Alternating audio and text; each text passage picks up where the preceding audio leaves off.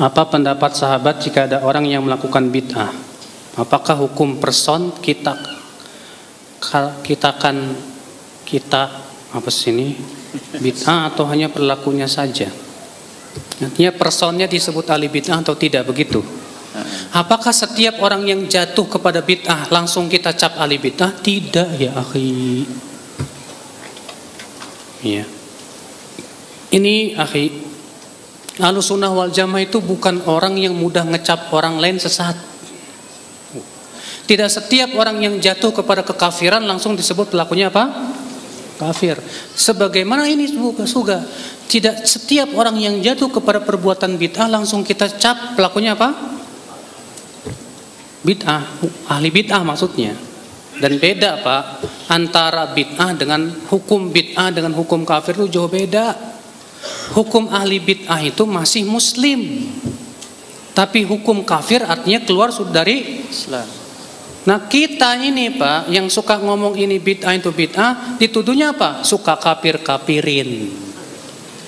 Ya Allah, saking gak pahamnya mereka tentang hukum antara bid'ah dengan kafir, jauh berbeda ya. Ya. Kapan seseorang itu disebut ahli bid'ah? Syekhul Islam Taimiyah mengatakan, seseorang yang disebut ahli bid'ah itu apabila jatuh kepada bid'ah yang disepakati oleh seluruh ulama bahwa itu bid'ah. Paham tidak? Paham gak Pak?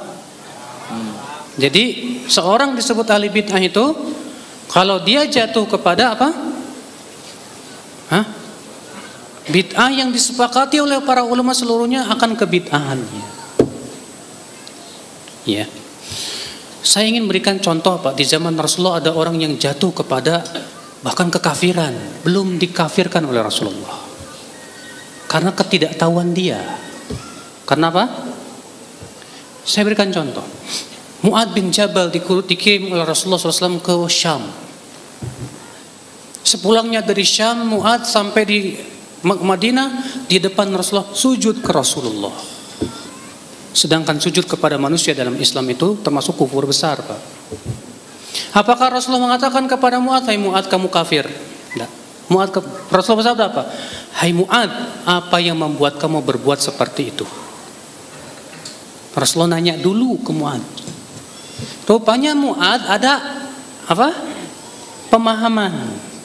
Kata Mu'ad apa? Hai Rasulullah, aku melihat di Syam orang-orang ahli kitab sujud kepada pendeta mereka. Dan aku berpikir kita kaum muslimin lebih berhak untuk sujud kepada Rasulullah. Itu rupanya alasan. Berarti Mu'ad sujud itu bukan karena keyakinan sujud itu apa? Boleh sujud kepada, tapi karena apa? Ada syubhat. Ada apa namanya? Ada syubhat.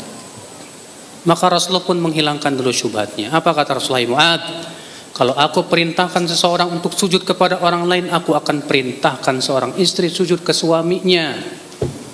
Maksudnya bahwa sujud itu hanya untuk Allah. Dihilangkan dulu. Nggak paham. Banyak orang Pak jatuh kepada bid'ah karena ada syubhat pemikiran. Maka bedakan antara orang yang memang sengaja ngikutin hawa nafsu dengan orang yang tidak mengikuti hawa nafsu tapi jatuh kepada kesalahan akibat pertama kebodohan atau karena ada suatu perkara yang dia anggap itu sebagai sebuah apa? Dalil dan hujah, padahal bukan sebetulnya. Maka harus dihilangkan dulu Pak. Makanya Syekhul Islam Taimiyah mengatakan apa? Tidak boleh seseorang dikafirkan akibat kesalahan sampai ditegakkan dulu hujah atau dihilangkan darinya syubhatnya. Begitu Pak. Jadinya kita ini Pak di zaman sekarang jangan lebih semangat memvonis, tapi semangatlah untuk mendakwahi, menegakkan hujah. Naam ya akhwal Islam. Iya.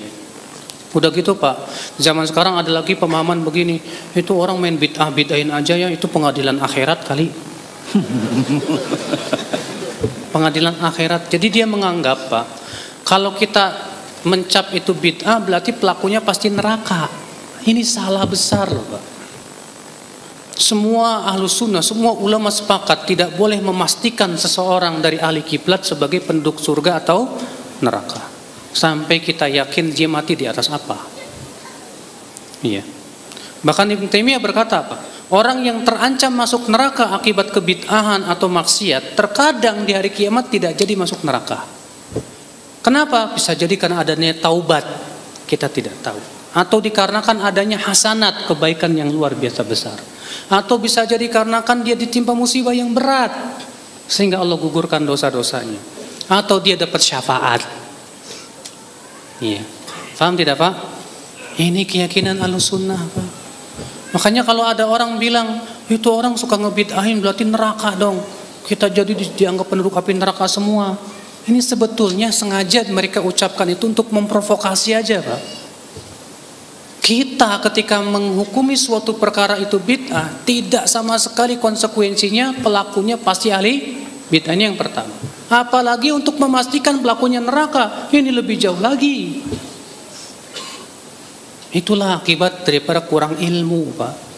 Kurang apa? Ya kalau zaman sekarang kan sebutnya kurang apa? Kurang minum, Ustaz. Kurang minum. Iya.